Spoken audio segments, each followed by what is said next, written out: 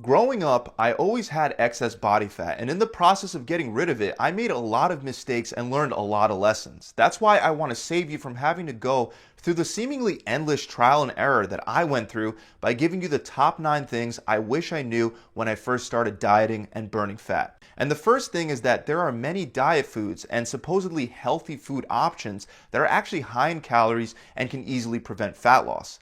It's a common misconception that if a food is labeled as diet or healthy, it must be good for fat loss. However, this couldn't be further from the truth. There are many deceptive foods out there. For example, most people think that nuts are great for fat loss, but they're actually very calorically dense, mostly made up of carbohydrates and fats, and it'll take a lot of them to fill your stomach. Many people on a diet overeat them for this very reason, and they don't understand why they're not losing weight. Then there's yogurt, which can be fine if you add your own fruit, but if you get yogurt with fruit at the bottom directly from the store, there's a ton of added sugar. Salads can help you burn a lot of fat, but when drenched in creamy dressings like ranch or Caesar, they can become high in calories and unhealthy fats. Veggie chips might seem like a healthier alternative to potato chips, but they're still fried and coated in oil, making them calorie dense and not good for fat loss.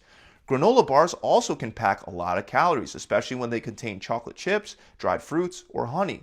Another example is vegan. Just because something is labeled as vegan doesn't mean it's not packed full of excess calories, carbohydrates, and preservatives.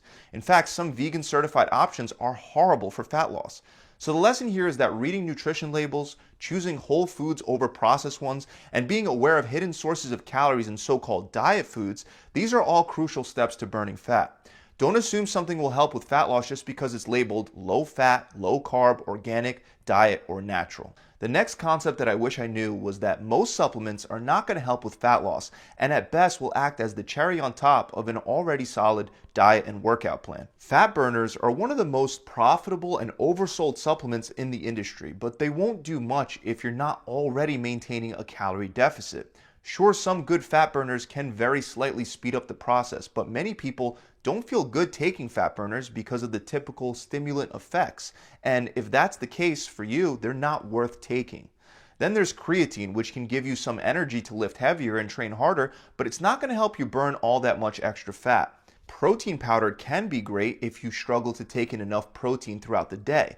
If it does help you fulfill your protein requirements, it'll also help you retain muscle while you cut, which can help you maintain a slightly more elevated metabolism. But aside from filling your stomach, protein doesn't have any direct fat loss benefits, and if you can get enough protein from your diet, it's unnecessary to drink protein shakes.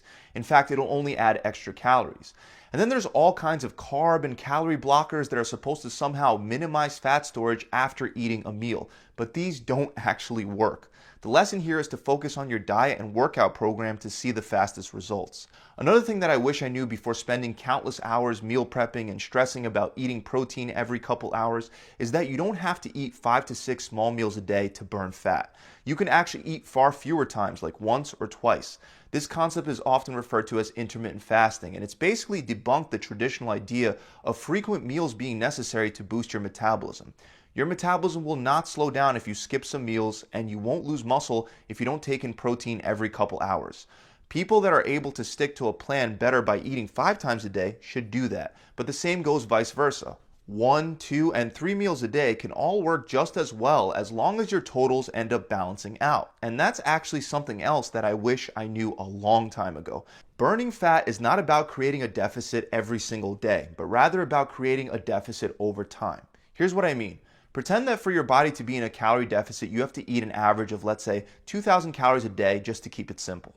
You can eat an even 2,000 calories every single day, which would be considered a continuous energy restriction diet, and this is actually the approach most people take. But you can also cycle your calories. As long as your protein intake stays relatively consistent at about 0.73 grams of protein per pound of body weight per day, you can eat 1,000 calories 3 days a week, then 3,000 calories for the next 3 days, and then 2,000 calories on the last day of the week while still achieving the same results. In total, you would still wind up with 14,000 calories by the end of the week, the same exact amount as taking in a steady 2,000 calories per day. Realizing this helps you bank your calories for days that you might want to eat out or have a cheat day, and in general, it makes dieting much more flexible. Even if you accidentally have a bad cheat day, you can actually make up for it by strategically reducing your calories during the other days of the week. So the lesson is to not stress about a bad meal or a bad day. As long as your totals balance out over time, you'll get the same results. Another major point I wish I knew earlier is that exercise plays a tiny role in the fat loss process compared to your diet.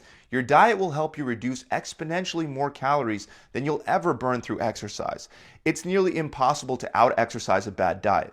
For example, a person weighing about 180 pounds would have to do approximately 182 burpees to burn off one slice of pizza. That same person would also have to do about 136 burpees to burn off one IPA beer. And burpees are one of the highest calorie burning exercises you can do. Clearly, doing more and more exercise isn't a realistic way to make up for a poor diet. Meanwhile, you get a lot of leverage in reducing your calories if you primarily focus on your diet. For example, if you just don't have that slice of pizza, you can basically save yourself a whole hour at the gym. This also goes without mentioning that excessive exercise can stimulate hunger, making it tempting to overeat after a workout. Lesson being, your diet plays an infinitely larger impact on how lean you are than the amount of calories you can burn through exercise. But with that said, something else that took me a long time to realize is that muscle mass can make burning fat exponentially easier as well. That's why instead of focusing your workouts on burning more calories by doing things like more burpees or running more, you should focus on building muscle by lifting heavy weights. Cardio is definitely not the most effective way to lose fat, but to keep that fat off, strength training is essential. Muscle tissue is metabolically active, meaning it burns more calories at rest compared to fat. So the more muscle you have, the higher your basal metabolic rate will be, making it easier to create a calorie deficit and lose fat. Muscle tissue also plays a crucial role in regulating blood sugar levels and improving insulin sensitivity. When you have more muscle, your body becomes more efficient at using carbohydrates, which can help prevent excess glucose from being stored as fat. The more muscle mass you carry, the more your body can fill those muscles with carbohydrates without it spilling over into fat storage. And every time you lift weights, you'll naturally deplete these glycogen stores, allowing you to eat more carbohydrates to once again refill them up without gaining fat. The next lesson I wish I learned earlier on is that most people lose a lot of muscle when cutting, and it comes back to bite them. To avoid this, you should lift heavy weights and push yourself with strength training while burning fat.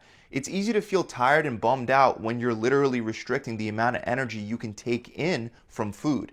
This leads a lot of people to lift light while cutting. In fact, a lot of people think lifting light will help you get even more shredded, but this is a huge mistake. The number one way that you'll maintain your muscle while you burn fat is by maintaining as much strength as possible. So the whole way through, as you're burning fat, you want to try to lift the same weight you were lifting before you started dieting. Only drop the weight when your reps get too low, such as 4 or 5 reps. If you can still do 6 reps with the weight load that you used to be able to do 9 reps with before you started dieting, stick to that same weight load and really push yourself to squeeze out those reps. That'll help you maintain muscle, and again, by maintaining muscle, you'll maintain a faster metabolism, helping you keep the fat off after you're done. Now, another thing I wish I knew after I already burnt off a lot of fat is that maintaining an extremely low body fat percentage year-round is not only extremely difficult and unrealistic, but it's also unhealthy. You have to understand that models and bodybuilders get to ridiculously lean levels, but they only stay that lean for the photo shoot or the day of their competition. Having veins on your abs or striations on your glutes is not something that most people can maintain year-round without running into serious problems. For example, you're always going to be tired and lightheaded. Your libido is going to plummet. You'll probably experience erectile dysfunction, or you might lose your menstrual cycle, and you're just going to feel like crap regardless of how good you think your body looks. It's much better to set realistic goals like maintaining a 12% body fat as a man and a 19% body fat as a woman year-round, rather than trying to be unrealistically shredded. Last but not least, something I really wish I knew earlier is that progress with burning fat will not always be linear. It's common to hit weight loss and fat loss plateaus where your progress seems to stall. This is a natural part of the journey, and it doesn't mean you're failing. It usually simply indicates that your body is adapted to your current routine and it's time to make adjustments. As you lose weight, your calorie requirements will most likely decrease simply because carrying around 180 pounds of mass is less demanding from an energy perspective than carrying around 200 pounds of mass. What worked for you initially in terms of calorie intake and macronutrient ratios may need to be modified to continue making progress, especially when you factor in a temporary slowdown in your metabolism, which is inevitable no matter what method you use to cut your calories. The main lesson here is to reevaluate your fitness and nutrition plan every few weeks and make necessary changes to keep moving forward towards your goal. Don't rely on the same plan that got you to where you are now to get you to where you want to go. So those are 9 of the top things that I really wish I knew when I first started dieting, losing weight, and burning fat. I really hope this video has helped you out. If it has, make sure you subscribe to the channel. And as you can see, avoiding common mistakes can save you a lot of time. So if you'd like a done-for-you plan based on your body, your goals, and your dieting preferences, head on over to my website where you can get an entire plan mapped out for you for free. The only catch is that you have to stick to it for 6 weeks, which isn't really a catch if you're actually trying to burn fat and transform your body. You'll get a personalized meal plan, a recipe book, a 42-day workout plan, and a coach to guide you through the entire process. To grab a spot, you just got to click the link in the description below, or you can head straight on over to my website at gravitytransformation.com. I'll see you guys soon. Pump it.